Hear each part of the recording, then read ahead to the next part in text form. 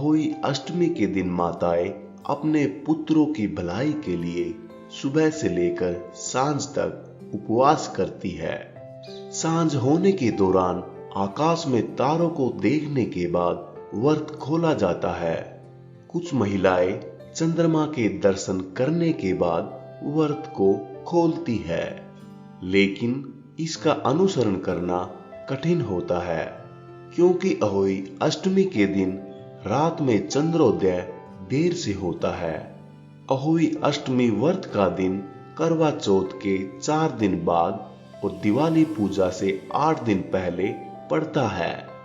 करवा चौथ के समान अहोई अष्टमी भी उत्तर भारत में ज्यादा प्रसिद्ध है।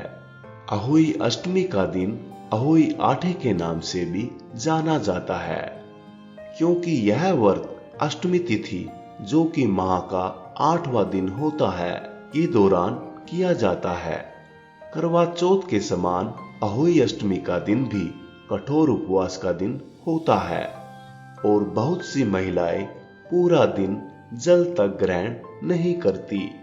आकाश में तारों को देखने के बाद ही उपवास को खोला जाता है। पौराणिक कथा के अनुसार एक नगर में एक साहूकार और उसके 7 लड़के रहते थे। दिवाली से पहले साहूकार की पत्नी घर की लीपा पोती के लिए मिट्टी लेने खदान गई।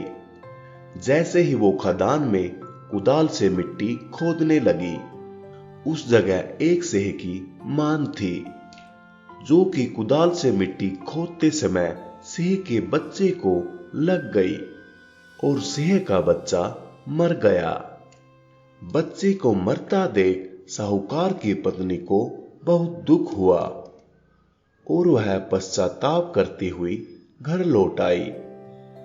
कुछ दिनों बाद उसके एक बेटे का निधन हो गया।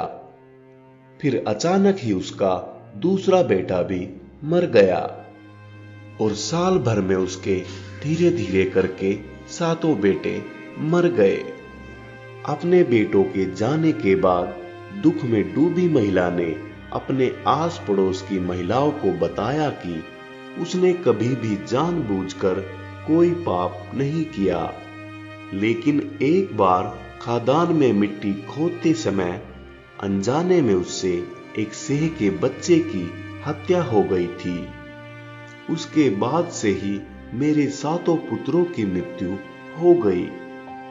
आसपास की औरतों ने साहूकार की पत्नी से कहा कि यह बात बताकर तुम्हारा आधा पाप नष्ट हो गया है, और साथ ही सलाह दी कि तुम उसी अष्टमी को भगवती पार्वती की शरण लेकर सेह और सेह के बच्चों का चित्र बनाओ और उनकी आराधना करो, उनसे क्षमा याचना करो।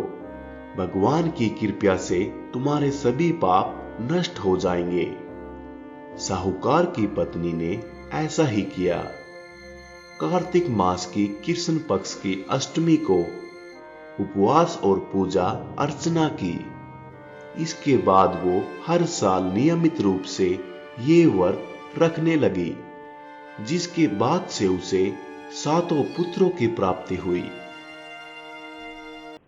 प्रिय साथियों, अगर आपने हमारे इस YouTube चैनल को सब्सक्राइब नहीं किया है तो कृपया करके हमारे इस चैनल को सब्सक्राइब कर लीजिए।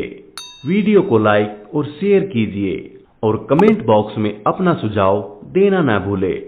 इससे हमें आपके लिए और अच्छी वीडियो बनाने की प्रेरणा मिलती है। Good luck. जय हिंद।